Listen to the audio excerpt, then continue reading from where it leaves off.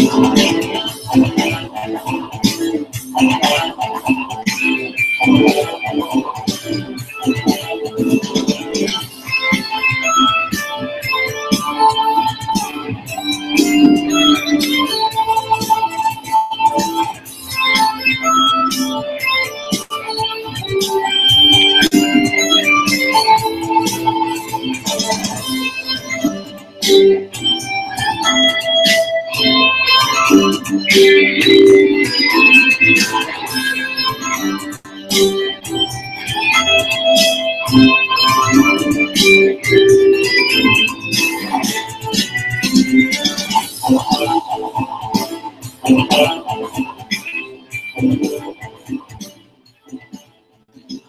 sweet sound of that guitar by the CFOs, formerly music entrance music for one Drew Gulak on 205 Live, but apparently he dropped this theme for another with his ongoing gimmick over there on 205 Live. If you're watching it, pretty funny. I won't get into the 205 Live tonight.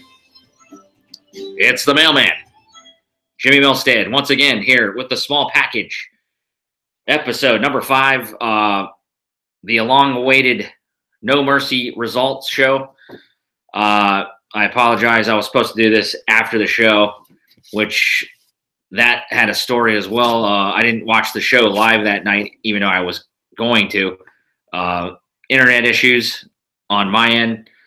So I decided to watch. My football team was playing that night, the Washington Redskins. So I was going to be watching both. So I kind of saved myself the trouble. Ended up watching football that night. So it was a long night for me, and I never got to a post show. And then normally, if I just do a quick post show after the pay-per-view, it'll be right after the pay-per-view. Normally, I'll watch, but this that Sunday night was so late. I decided to wait for the next day after Raw, and then I ended up not feeling well. I had allergies all week.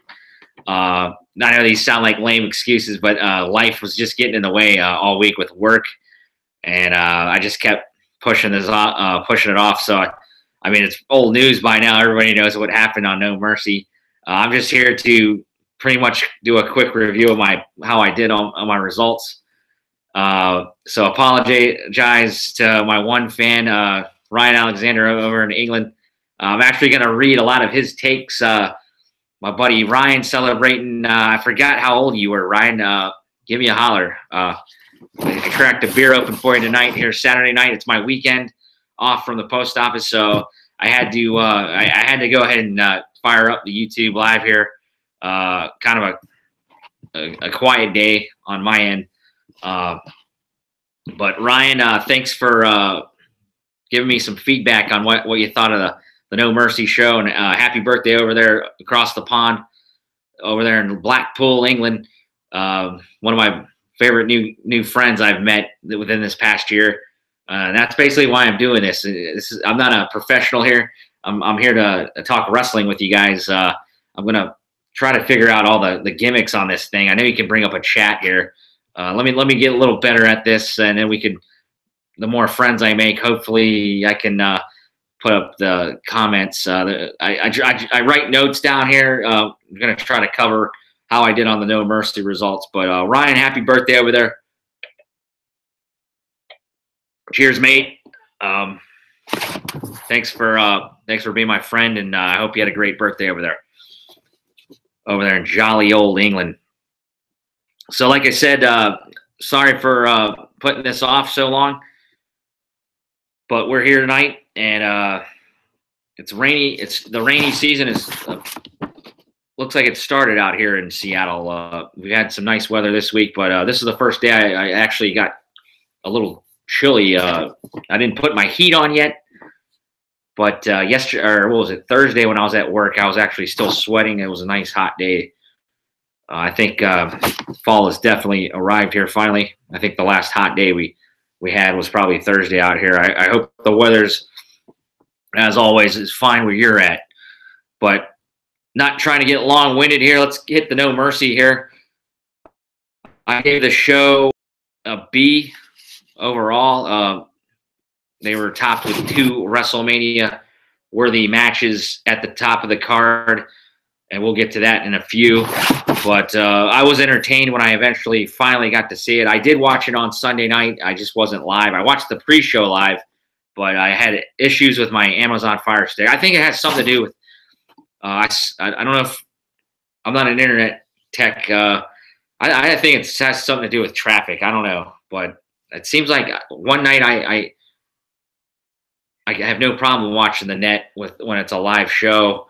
I rarely watch any of the other shows live, like NXT or 205 Live, but it seems like pay-per-views hit and miss for me. I get kicked off every once in a while, but this one I had no problem watching the pre-show, and then as soon as the pre-show was over, I just had problems. I let the live feed run, and it just was going haywire on me. So I gave it about 20 minutes to try to get the kinks out, and it just wouldn't cooperate with me. So I decided to just go ahead and watch football. It ended up being a good night for me as my Redskins beat the Raiders. So that was probably what was meant to be.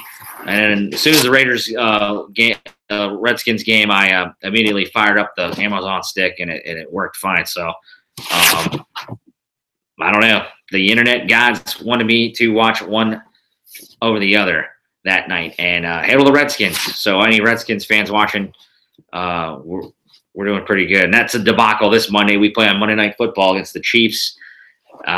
So I'll probably have both up. Raw is on USA, so it's not an internet problem. I'll probably be watching both at the same time. So, all right. Once again, I get a little long-winded here, and let's move on here. During that pre-show, there was some happenings. The Miz confronted Kurt Angle on there, talking about or just shooting on Kurt again. How bad of a father he's been to Jason Jordan, and how he's going to beat him and stuff. So that was eventually the kickoff match, the opener of the pay-per-view. But it was an interesting show, to say the least, from Staples Center in Los Angeles. This was the 13th episode of this pay-per-view, from what I was looking at. And I thought the crowd was outstanding. I gave the crowd an A. I don't, a lot of people get upset about crowds taking over shows. I thought the LA crowd was phenomenal. I'm a big fan of boisterous, loud crowds. It's all about having fun. There's a lot of people that don't like fans making it about themselves, which, I mean, I can see to a degree. But fans that make the show, or a part of the show, get me engaged as a fan at home watching when I'm not there. And when I'm there, I like to be one of the boisterous ones. So I can't ever really fault. You're not going to always like what the crowds do, but I thought LA was outstanding. It was a 16,106. I don't know what capacity is there. Probably 18,000. I don't know what it is for a Raw stage. I know Staples is a hockey arena. That's probably a 20,000 seat arena for all I know. But I'm a fan. Like I said, when the crowd stands up a lot and is boisterous and is into it. So A+, Los Angeles, California. You deserved a swig of beer here. A great crowd all night. I thought for pretty much every match. So kudos to the LA crowd for No Mercy. Hopefully they get a SummerSlam here in a couple of years. I know New York's been having it the past 4 years, or they're going to have it next year again, but I want to see a SummerSlam before I die. And I would take probably for them to come out to the West Coast for me to go there. So, like I said, an A for the crowd, that 16,106. Speaking of crowds, I know a lot of people are concerned. Some of the SmackDown attendance, they've been showing some photos online of some sparse crowds, especially on the TV side.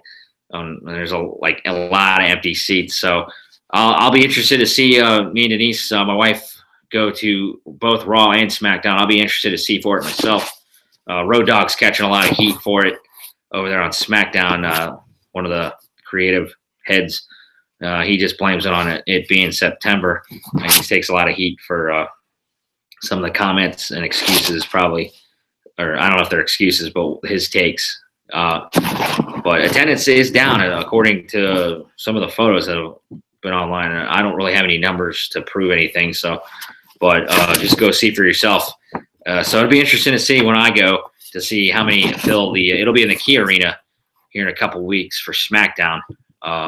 Usually, Key Arena is pretty good, so we're usually hungry for wrestling, and I'll be looking forward to see if we fill up that stadium on both sides of the arena. So, but no matter what, the pay-per-view was solid. The pre-show match, let's get right to it. Elias defeated Apollo Crews. Kind of a Luke, probably a cold match here. There were some good moves. Ultimately, Elias, he's entertaining a lot with his gimmick of being the drifter, playing guitar before his match. He ultimately beats Apollo Crews with the drift away. Apollo got some offense in, but this match went 8 minutes 35 seconds. By the way, my times I get off of cage side seats, so I'm giving them credit. I don't know what the official times were, but we had a poll question for the main event, and I was determined to see what the over-under was for that, and we'll get to that in a little bit. But I went off cage side seats times. They look pretty accurate compared to like Wikipedia's times and other sites I've looked at. But Elias ultimately defeated Crews in a regular kind of a TV match. They ended up going back at it on Raw again. Elias beat Crews that night too. I have no idea what the future holds for either one of these characters, but Elias definitely getting over. Where do you ultimately see him coming or going? Is he going to be in the Intercontinental title scene? The Miz looks like he's pretty much tied up right now in the main event scene. We'll get to that soon. I have no idea what lies ahead.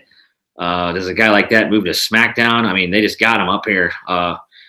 He's just going to be mid-card floating around, I think. Apollo Crews is Apollo Crews. I mean, I like the guy as a talent, but he is going nowhere right now in Titus Worldwide. They're still growing this character. Give me your thoughts in the comments of what you think of these two wrestlers. Both talented gentlemen, but right now it's like, what are we doing, guys? And I really don't know where these guys will end up. But I mean, they're definitely Intercontinental title scene material, but right now I have no idea. So we'll see what transpires. To the mailbox gimmick here, I got that one right, so we delivered it correctly. Who Wants to Walk with Elias was my pick last Sunday. We get the light there. Yep. And I found out this is reading right correctly. It's not backwards it looks like it's backwards to me because I'm looking at myself talking into the computer here. But we got that pick right. So the mailman feels pretty good about himself. Moving on to the main card, No Mercy. I had this match going second, but what led off the card was the Intercontinental title match, The Miz versus Jason Jordan. I thought it was a good match. Jason Jordan is still trying to find himself. Kurt Angle's son has a great, powerful athlete. I dig his Northern Lights suplex combination that appeared. I believe he got cut on his nose. If it was that match or another match, was it the Raw match? There was some color on this card. Jason Jordan definitely gets physical. Ended up getting distracted as Bo Dallas was distracting the ref. This was allowing Curtis Axel on the outside of the Miztourage to attack Jordan, and it ultimately got the Miz to take advantage with the skull crushing finale. So the Miz retains the IC title, and I got that pick wrong.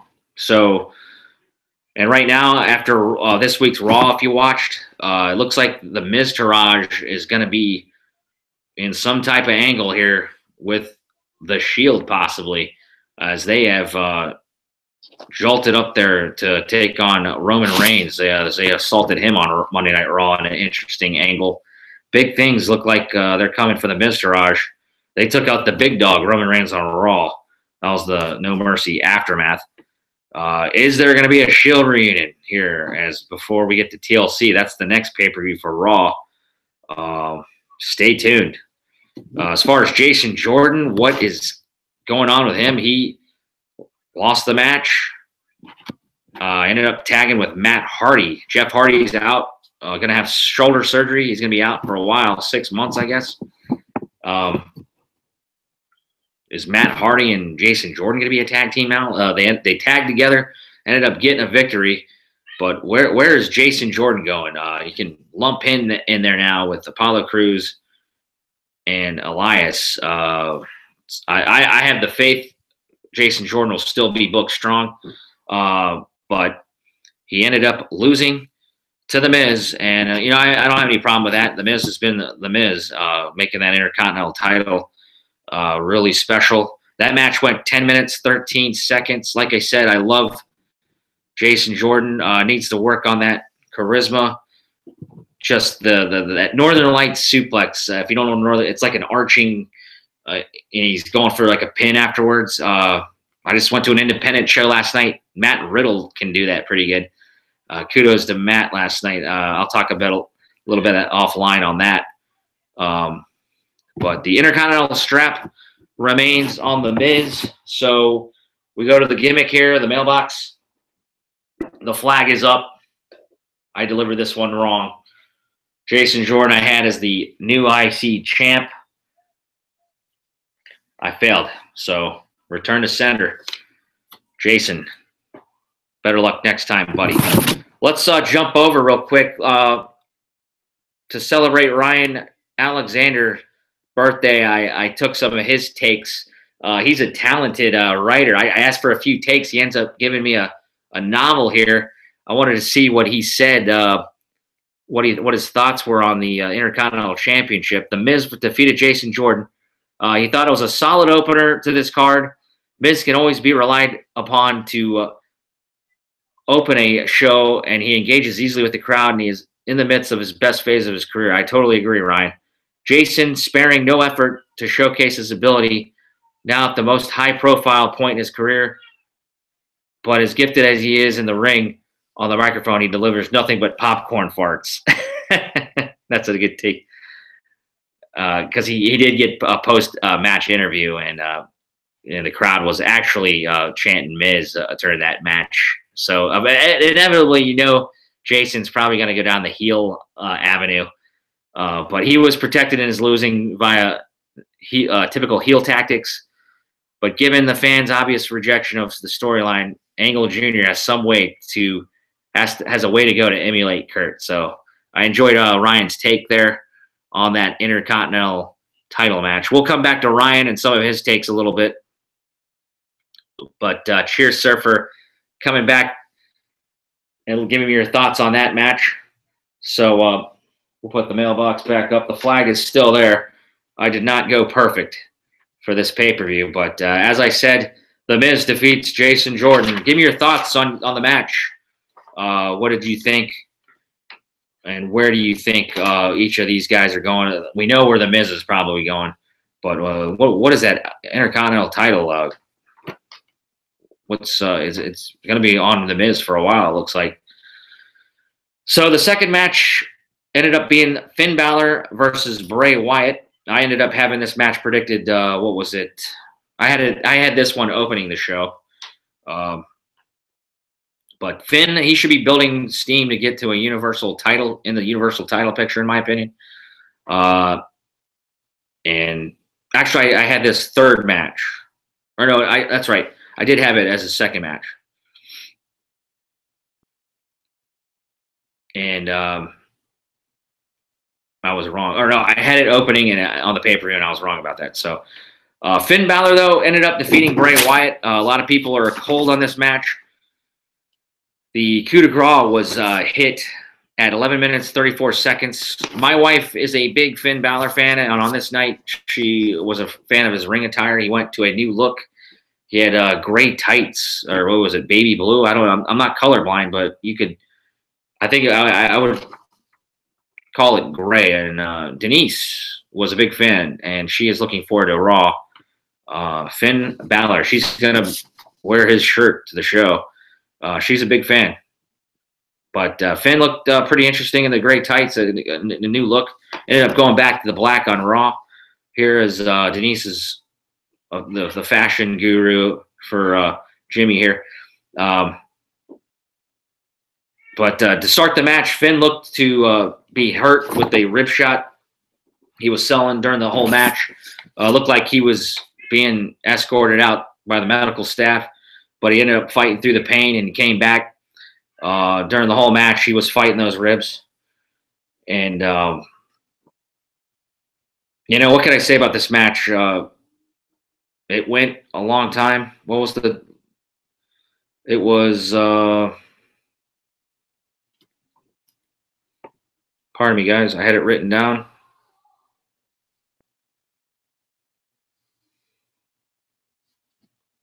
Well, we'll find the time for you later.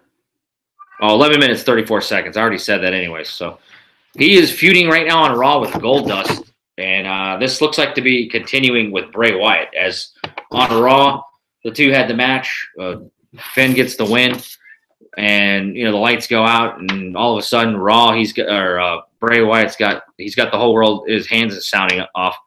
Where do you think this is going to go? Do you think Goldust is going to end up teaming up with Bray Wyatt? Does Finn Balor work with his guys from Japan, Gallows and Anderson?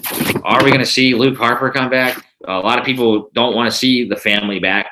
As far as them all together, it's a sailed ship. I don't know. I heard it'd be an interesting angle where Goldust would be Bray's protege.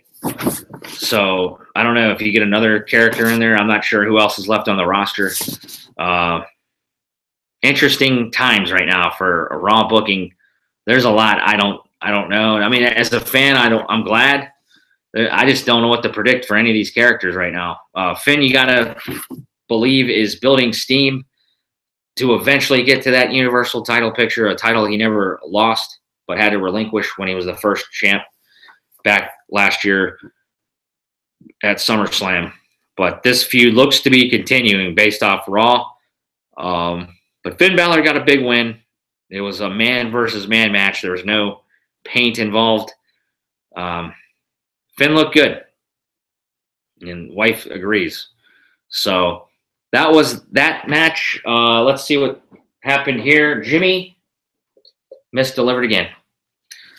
He had Bray Wyatt with the return of the family as his prediction, and it was a no-go. We got to send it back, return to center.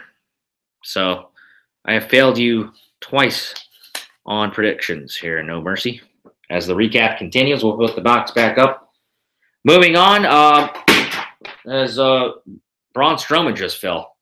We'll get the props back up here. Cena, we'll talk about you in a bit. Braun Strowman, we'll talk about you in a bit. You took more than a fall there. And Roman's sitting here by the mailbox. They weren't drinking any beer at all, were they? We go on to our third match. It was the WWE Raw Tag Team title match. I had this match on, what, 5th? It was my co-match of the night. I had two. My match of the night was a tie. So this gets my first-class stamp, a share of it. Very good matchup. I enjoy every time these guys wrestle. It never gets old to me. Dean Ambrose and Seth Rollins, the Raw Tag Team champs, taking on Sheamus and Cesaro. The bar, it delivered more than I thought. 15 minutes, 57 seconds, cage side seats time. It was very physical, entertaining as usual, and Cesaro in this match ended up with a bad mouth injury. So go watch this match. He ends up going to hit the ring post, and from what reports said, he jammed his teeth legit, 4 centimeters. This guy's still wrestling as far as I know in the house shows. I don't know if he's had surgery yet. He's got a mouth guard from what I've seen. Let me see if I have a picture. If you have not watched, if you're not a wrestling fan watching this, my guy Cesaro, one of the toughest sons of bitches in pro wrestling, and I meant that as out of respect. Former WWE champion or world champion Jack Swagger, credit is saying, as what I saw during this week, is Cesaro's his favorite wrestler. He's one of mine as well, and he deserves a WWE championship shot. This guy should be a champion in my book. But if you don't want to look, don't look at the computer right now. Here was Cesaro's photo. I don't know, can you see that? A little glare there. I mean, I don't have the best teeth, but Cesaro, there it is. My God, you're a pretty guy, dude. Go get well, man. But he's still wrestling. I don't know. He's going to get, from what I hear, he had a big ovation backstage as soon as he finished the match. The guy finishes the match. Gets a big ovation, but I'm sure that guy was in a ton of pain. I was wondering, like, when I saw, I didn't know how he just started bleeding, you know. I took it for granted that I didn't really relate it to him hitting the post, because, you know, usually it looks like they're slapping their hand, but his teeth hit that. I guess it's like it's an LED pole, and it's got like it's like diamond plated, I guess, up top, and he's just like, wow. I mean, he was bleeding everywhere. There was a lot of blood on this card. Kudos to him for finishing the match. More details on the match. I just showed you the photo I got from WWE.com. There were some fun spots. In the end, Sheamus accidentally hit Cesaro. Before that, there was like a power bomb. Was it Cesaro with Rollins or Cesaro with Ambrose? I'll have to rewatch this. One of the two. Cesaro power bombs them right on top of each other. I was like, oh God, that could be it. So that was a fun spot. But in the end, Sheamus goes for a bro kick on Seth, but ends up hitting Cesaro, and I'm sure, you know, that didn't help matters in his grill there. Seth then gave Sheamus a ripcord knee, and then Ambrose, with a legal man, won the match with the Dirty Deeds. Like I said, 15 minutes, 57 seconds. I had this match as my co-match of the night. Crazy stuff. I wonder if Cesaro is going to end up wearing that mouth guard the rest of his career. From what I hear, he's probably going to get his teeth pulled and then some replacements in. I don't know. They listed the name of a special surgeon. I've never even heard of that name before, but give me your thoughts on what you thought of that match. If you've not seen it, go watch it. It was probably one of my favorites of the night. Dean Ambrose, Seth Rollins, still your Raw Tag Team Champs. I delivered that one correctly. As you can see, we got that one delivered correctly. So we are a solid 2-2 right now. The next match, the fourth match, was the Raw Women's title match, the Fatal 5-Way. This was my other co-match of the night, guys. I wanted to say this was my match of the night, but I couldn't. I had to give that tag title match a big kudos, and I thought these two matches tied. This match went 9 minutes, 55 seconds, give or take a few. I'm going off of the cage side seats. I had this match sixth out on the card on my prediction show. But it was interesting. I mean, you had Nia Jax. She looked tremendous in the match. She was probably my MVP of that match. You had the champ, the goddess, Ryan Alexander Taylor, Tim. That's their girl, Alexa Bliss, the defending champ. You had Bayley returning from the shoulder injury. You had Sasha Banks, the boss. And you had Emma, the Aussie. She, I predicted, would take the pinfall. She ended up teaming up pretty good with Nia Jax. There were some alliances in this match. But before the bell rang, I found it interesting. They only announce Nia Jax's weight. I don't know if that's a gimmick or something she wanted, or like, is this a rib or something? I just thought it was interesting. They have her listed as 272 pounds. I think Nia Jax is a beautiful woman, and I find it interesting they only announce her weight. I guess it's just to build her up better. I don't know. You ever notice that they don't ever announce all these other ladies' weight, respectively. I'm not sure what's going on there, but they have her billed at 272, and she's proud of herself. And kudos to you, girl. I thought she was the MVP of this match. She did not get the victory, but there was a lot of entertaining spots here. It was well booked. Whoever the agent was, probably like a Fit Finley, I would assume, or an Arn Anderson. Tremendous. It was never boring. Matches like this get chaotic, and I think it can get really. What's the word? There might be, some tough. I thought it was a very smooth match. I was never bored watching it. There was a big Samoan drops by Nia Jax. She probably one of her best matches of her career. She took a huge bump. I think it was Bayley and it was Nia, or excuse me, Emma, or it was Sasha. I'll have to go rewatch. They power bombed her from the ring apron, and she hit the floor. I think her knee hit herself in her face. It was a brutal bump. She's tough. I still think Nia Jax is improving very, very good. Bayley faced off at one point with Sasha. At one point, we know they're going to probably face off against each other somewhere down the line. I think these ladies all had something to prove coming off the Mae Young Classic, and I think they put on a hell of a show. Like I said, Nia took that bump to the floor from the mat. I thought Emma would take the fall, but it ended up being Bliss snap DDTing Bayley. So Bayley returning, takes the fall. Tremendous match. I give this my second first-class stamp. Certifiably, go watch this. 9 minutes, 55 seconds. You will not be bored. And more importantly, it was announced, I believe, during the pre-show, adding to this scene, Asuka will debut at TLC October 22nd. That's Minnesota, Minneapolis, Minnesota. Asuka makes her debut. A long way to debut. Let me know in the comments. What do you think? Is she going to get an automatic push to the title scene, or is this going to be a squash match? I don't think, or is she going to get fed people?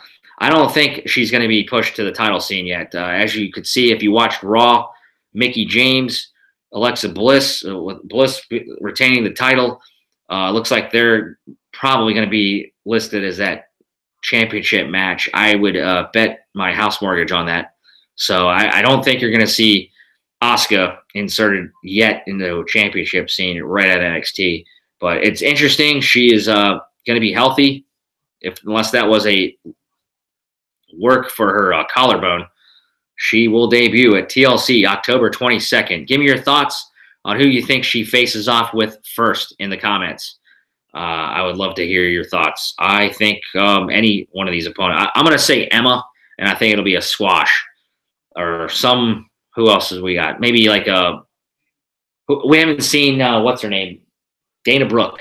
Dana Brooke hasn't been on the card. Give her a payday. I would probably assume she'll get fed to her.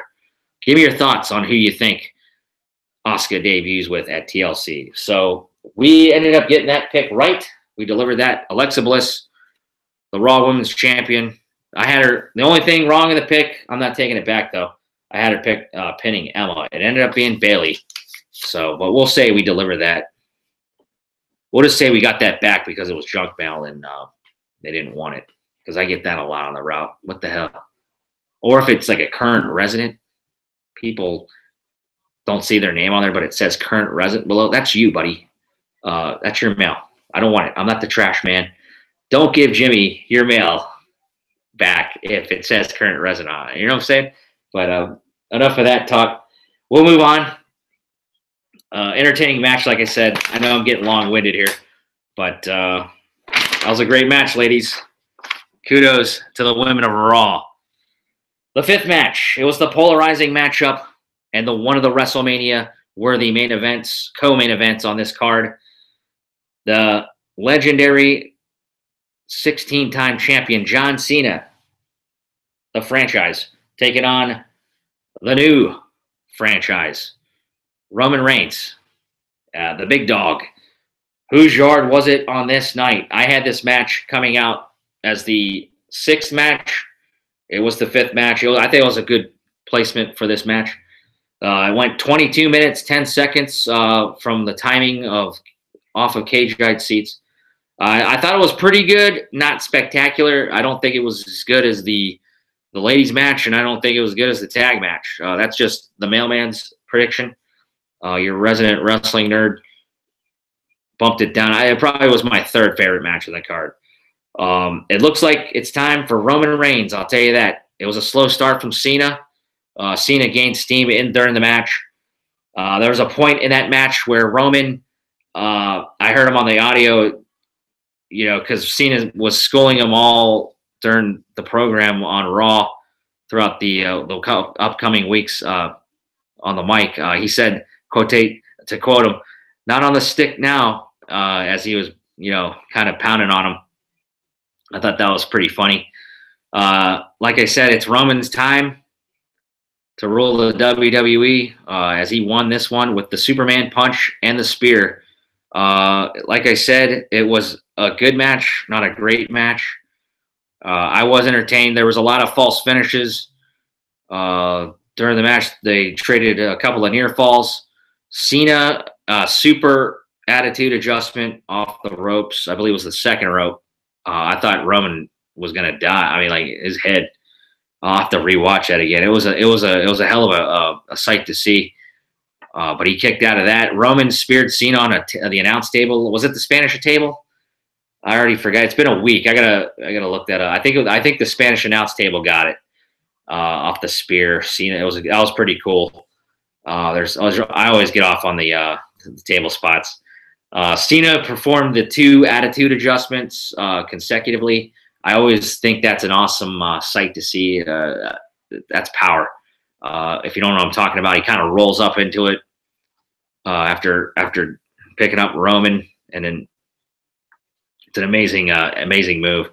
But ultimately, like I said, Roman got the Superman punch again and a spear, and the match was over. Cena, they finally showed mutual respect, but Cena endorses Reigns now, and Cena kind of after the match, after he was given the ring to by Roman Reigns, kind of sat there in the ropes, and what is next for John Cena?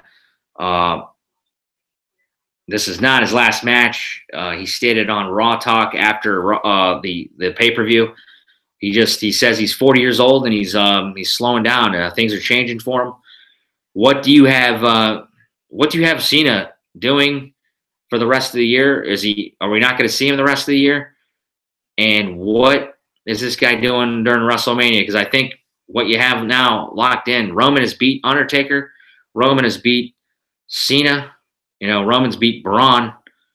It looks like it's going to be Roman and Brock. What do you have for John Cena at WrestleMania is what the mailman would like to hear in the comments. I thought it was a decent match. I just expected maybe a little bit more fireworks. As you'll see, I got the pick right. Roman Reigns, your winner. But look what I predicted. I predicted the Undertaker was going to have some kind of distraction. And what was I smoking that night? Maybe the Undertaker really is retired. But I was just going off Jim Ross's sayings. Never expect the Undertaker to retire. But I thought that was funny. Hey, I'm living up to what I wrote down. Roman Reigns did get the win, though, but we'll treat this like another bill that the customer didn't want and gave it back to me. But we delivered right on the pick to go to 4-2 for the pay-per-view so far. So, yeah, after the pay-per-view on Raw Talk, Cena was telling how much Roman Reigns deserved to be the top guy now. And, it's up to him now to take WWE onward as being that top guy. I always chuckle at the stuff because the top guy really is this guy right here, I would assume. I know he's not. He was on a house show tonight, from what I heard. He beat Sheamus, and Cesaro was there. He probably took him out, too. I didn't read all the details, but Brock Lesnar, still your Universal title champ. We'll get to that in a minute. But once again, tell me what you think Cena. What's going on with Cena? When does he come back? And he's probably going to be here for WrestleMania season. Maybe he waits till the Rumble, but he's definitely looking like he's done probably for 2017. I would assume. We'll see what happens. Another thing, I guess Samoa Joe is recovering. He should be back soon. I heard some rumblings that he might have interfered, would have been a good candidate to interfere in that match. And I never thought of that during the prediction show. I assumed he was going to be out for a while, so I never even thought of Samoa Joe. But it appears Samoa Joe is recovering nicely. I believe he had nose surgery and knee surgery. So get well soon, Samoa Joe. I think he'll be back before you know it. So Cena is moving on right now. Roman Reigns, the big dog, gets the better. Before that match started, there was a sign in the crowd that said, "Both of you guys suck," and the chants were starting off the match. I'm going to tip my cap to Cena. I've always been a fan. I respect you, sir. Still, I don't know if he runs his Twitter account. He still follows me on Twitter. I did his exercise program. Respect, sir, on what you do. Thanks for entertaining us fans, no matter if they love you or hate you. And now it's Roman Reigns. Let's see where Roman takes it. And like I said, on Raw, it doesn't even look like he's going to be in the title picture for this next pay-per-view. Brock is probably not going to be on that card, as Roman got beat down by the Miztourage. I said earlier, will we see the Shield reunite versus the Miztourage? That's probably what you're going to get at TLC. Stay tuned. Monday Night Raw this Monday. We'll see what the latest brings us. And then I thought we were going to the main event, and I totally forgot. It was the Cruiserweight Championship, the sixth match on the card. I had this on the pre-show. I thought maybe there would be two matches on the pre-show, and I had this one there. But this came out as the second to last match of the night. Neville, the defending Cruiserweight champion, gets beat by Enzo Amore. The only title change of the night, Neville drops the title. I did not think this match was good. It was ultimately, in the end, this match went 10 minutes, 36 seconds, way longer than I thought it would be. And ultimately, Enzo won on a low blow again. This guy's theme is he has cheated his way to the championship. The ref was distracted as Neville brought the title in the ring. And the ref saw it. He's giving it back to outside officials. And Enzo does his classic low blow there to Neville to win the match. I did not like it. What say you, WWE Universe small package fans? 10 minutes, 36 seconds. Enzo Amore, your new Cruiserweight title champion. Man. Oh, and he came out in a Beetlejuice look. I actually laughed at that. I like Enzo a lot. He brings a lot to the table. Great mic skills. I'm not sold on his wrestling, but he's out there entertaining. I did not like the chemistry here. Not a very good match. Probably my worst match of the card, to tell you the truth.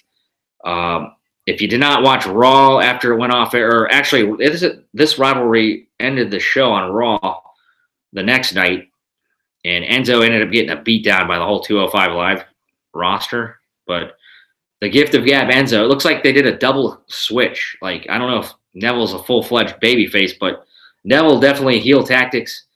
Looks like, he's a loner in the locker room in real life, and basically kayfabe meets reality. The whole 205 locker room ended up giving him a beat down on Monday Night Raw. And even Braun Strowman came out. It was kind of fun. Go watch that on WWE.com if you didn't see it when Raw went off the air. And then on 205 Live on Tuesday, he ended up Enzo came out all beat up, but shot another great promo.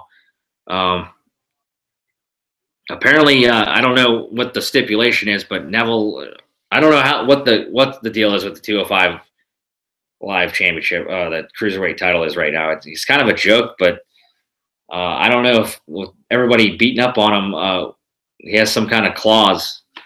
Enzo probably will be your champ for a while. We'll see what the developments transpire here in the coming weeks. I know a lot of people don't watch 205 Live. I do. Give me your thoughts in the comments. What do you think of Enzo Amore? Going back in the mailbox here, I got this one wrong. I definitely thought Neville would still be your cruiserweight champion, so we misdelivered our third match of the night. We'll send that return to sender. But the good news is there's no more mail in the box because I ended up getting the main event right. Brock Lesnar is still your Universal Champion. As you can see, still has the title. I delivered that one right. Your main event, Brock Lesnar versus Braun Strowman. It went. I asked you on Twitter. I got 5 whole votes. I got a lot of fans out there. I asked you, what'd you think? Over or under 10 minutes? The actual match, according to Cage, I think it was 9 minutes, but 8 minutes 52 seconds is what Cage Side Seats had written on their site. Brock Lesnar defeats Braun Strowman. I was one of the ones that thought it would be over 10 minutes. I thought coming off SummerSlam, you'd see more fireworks. Braun got a couple of moves in. I actually thought this match would go maybe 12 minutes or so. No major fireworks, like I said. Brock ended up getting some German suplexes in. Braun countered with some choke slam, a running power slam. I thought it would be a close there, near fall. Brock ended up putting one of his Kimura locks on, but Braun was able to get to the ropes. In the end, though, all it took was a simple F5 by Brock to win. Brock not listed on the TLC mini card. He's originally from Minnesota. Now he lives in Saskatchewan. What's Brock doing? He's been on some house shows. What say you? Are we not going to see him until Survivor Series, basically, to wrestle? What do you have for Braun Strowman? He ended up crushing in a job match. What was it? Was it Dean Ambrose? Yeah, after he killed Kurt Hawkins on Raw. I'm sorry, my memory is junk. On Raw the next night, he ended up having a pretty decent match with Dean Ambrose, I thought. He beat Dean. Next week, or this Monday, he's taking on Seth Rollins. So we'll see what, after this match, is in the cards for Mr. Braun Strowman. But, this match was a good match for 2 big men, but it was not what I expected. It did not have a lot of major fireworks. I said we would go to Ryan for some of these, and I meant to go back. I apologize, Ryan. Excuse me. Let's go to the main event, what Ryan thought from the main event. Sorry about this, guys. Scroll down. What did he have? Brock Lesnar defeated Braun. A lackluster way to conclude a strong pay-per-view showing is what Ryan says. Given what happened at SummerSlam, this needed to be more than a wrestling match, and I agree. We wanted carnage, destruction, Godzilla tearing into Los Angeles, broken announce tables, spears through barricades. This match didn't need to be a wrestling contest. The contest required highlight reel-worthy spots, a journey to Suplex City, and Braun showing us why he is the monster among us, coupled with timid crowd reaction, and this was a distinctly average way to end No Mercy. I agree, Ryan. Great takes. Ryan ended up saying overall it was a strong pay-per-view, which despite some high-profile disappointments, showcased what the superstars of Monday Night Raw are capable of when given the time and opportunity. The main event of WrestleMania 34 is in our sights, but what lies ahead on the road to New Orleans? That's a good question. Wrestling Observer Dave Meltzer company still have it as Brock Lesnar and Roman Reigns. Thank you for your takes, Ryan. Let's go to Ryan real quick on the Roman Reigns match. I meant to go to that too. Let's see what he said here. Roman Reigns defeated John Cena, the first of 2 results which look to have confirmed the main event of WrestleMania 34. Yep.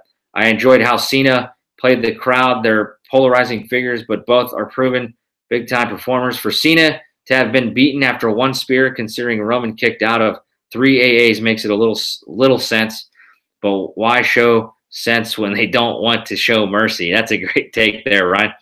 I enjoyed the post-match theatrics in the ring, even the thank you Cena chants, topped off with John's reaction on Raw Talk. It's funny how one night can give you an entirely new perspective on one guy. I guess I haven't talked to Ryan too much on his thoughts on Cena, but any other good takes by Ryan?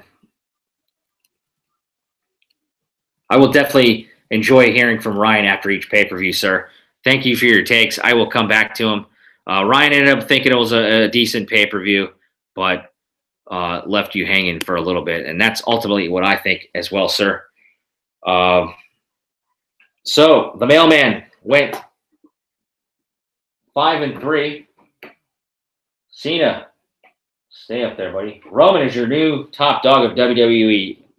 What do you guys think? What did you think of the card? I gave it a B, as I went 5-3. As I said, what was the main event? 8 minutes, 52 seconds. I had 80% that thought it would go over. So I had like basically one guy say it would go under, and kudos to whoever you were that voted on Twitter. Well, this was fun, guys. I will do that again before Hell in a Cell, which will be a week from tomorrow, depending on where you're at today. It's still 9:51 on the West Coast as I am live here. Like I said, Ryan, happy birthday. My #1 fan over in England. Hell in a Cell prediction show will be live 1 week from tonight. I will have it an hour earlier, though. I came on an hour later tonight. I will have it at 8 p.m. Eastern. 8 p.m. Pacific. That's my time. 11 Eastern for anybody on the East Coast. Ryan, I still haven't mastered the England time. What do you guys call that over there? GMT or something? Let me know in the comments. As always, I love reading comments. I don't care. You guys can be negative if you think I babble. Give me some constructive criticism. I will try to get better. I'll have my SmackDown thoughts next week on what's been building up to this Hell in a Cell. A lot of it I like. A lot of it I don't like. Ultimately, I think it's going to be a great pay-per-view. Usually, I'm a massive WWE fan, and you're not going to like everything all the time. I want to see my guy Shinsuke. I'm not enjoying his booking right now. Hopefully, he comes out with the title. The show will be live from the new Little Caesars Arena in Detroit. No more Joe Louis Arena. I think it still exists, but WWE is not going there. They're not playing hockey there anymore this year either. So looking forward to Hell in a Cell next week. That's next Sunday, 8 Eastern, 5 Pacific on the WWE Network. I'll join you hopefully live for that one if my Amazon Fire Stick cooperates. I'll also have NXT thoughts maybe next week. We're building to NXT TakeOver and Survivor Series weekend in Houston. I still have to catch up on New Japan. I've missed the last 3 shows. I'm going to start that after I shut up here. I am representing tonight Naito, the G1 champ from this last summer. Tranquillo. Naito. Big fan of his. Will he ever come over here? Probably not. But I'll eventually talk New Japan wrestling on this show. Defy Wrestling, quick thoughts. I really enjoyed the card. A lot of local talent was on the base of it. We had some Pacific Coast wrestling. There's a couple guys I weren't familiar with. Kudos to those grapplers. I was intrigued by a lot of the characters. It was a great crowd.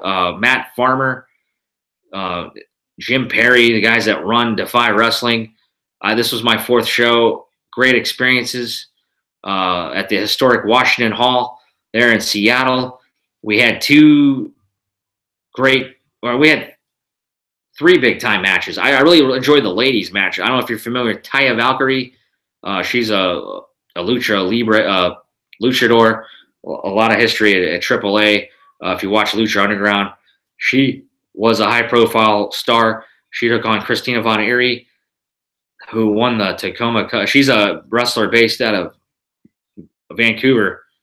She has some exposure on TNA, Impact, whatever they're calling it now. That's one of the promotions I haven't really been watching lately. I want to, but a lot of the times I don't have the time to. But she was on there some time ago, and another gal, Nicole Matthews. She's out of Vancouver as well. So and Taya's originally from Calgary, I believe. Or no, she's Victoria, BC. Those ladies put on a great match. I really enjoyed that. Taya ended up getting the victory. I was trying to get the attendance numbers for my guy, Ryan. I don't know how many was in that building, Ryan. I would say 400 maybe. I might be wrong. It was packed. And there's a balcony. There's a lower floor. A historic building. I'll have to get more information on all that stuff. I'm fairly new to Defy, but I've been there 4 times and big fan of the product. Some other great matches. We had Johnny Hennigan, his real name, Johnny Hennigan, take on Jeff Cobb. If you're not familiar with these guys, you don't know Johnny Morrison, WWE. They put on a hell of a show. I put a couple clips on my Instagram. They had a lot of fanfare there. They grandstanded a little bit, but they ended up getting a good match going. Johnny Hennigan is the PCW heavyweight champion. He ended up retaining the title against Jeff Cobb, Matanza on Lucha Underground. In case you don't know who Jeff Cobb is, he's a terrific wrestler, former Olympian. He's a name you want to listen out for. He goes all over the globe, and I really hope good things. He's a really nice guy too. I bought a shirt off of him. So I enjoyed that match. And then the main event was the Defy champion, Swerve, Shane Strickland, kill shot on Lucha Underground. If you didn't watch his match, the Hell of War versus AR Fox, go seek that one out. That was brutal this Wednesday. I can't recommend watching this guy enough. Swerve is a guy to watch. He retained the Defy Championship against Matt Riddle, former UFC standout and now indie darling. That was a stiff, wicked match. A lot of kicks, a lot of stretch arm holds. I thought it was a unique match.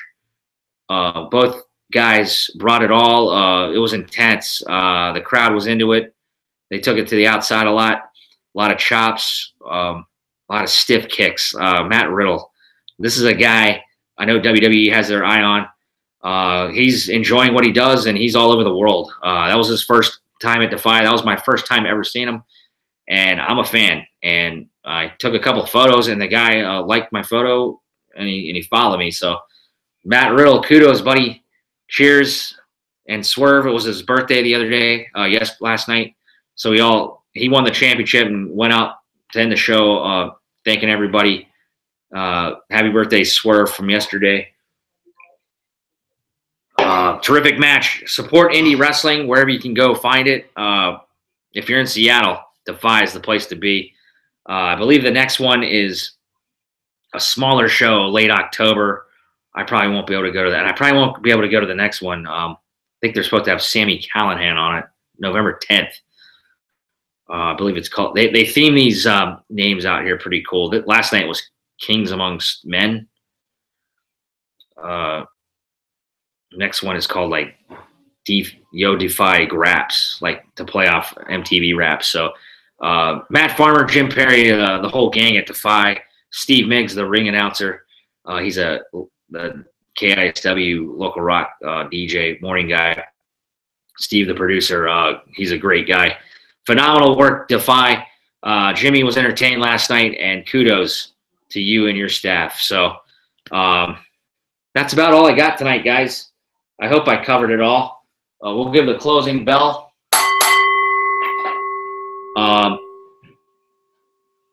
love pro wrestling, and I just want to give a shout out to all that have watched this. I know I got one viewer on here.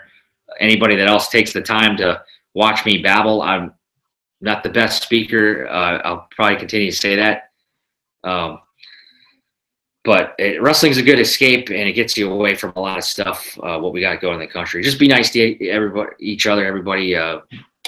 You know, it's just life's short. And speaking of that, I just lost a family member yesterday. My good old Uncle Dave, my mom's side of the family, her younger brother. My mom had a big family. My Uncle Dave served in the Navy. He was a CB, and he wasn't one of my closest uncles.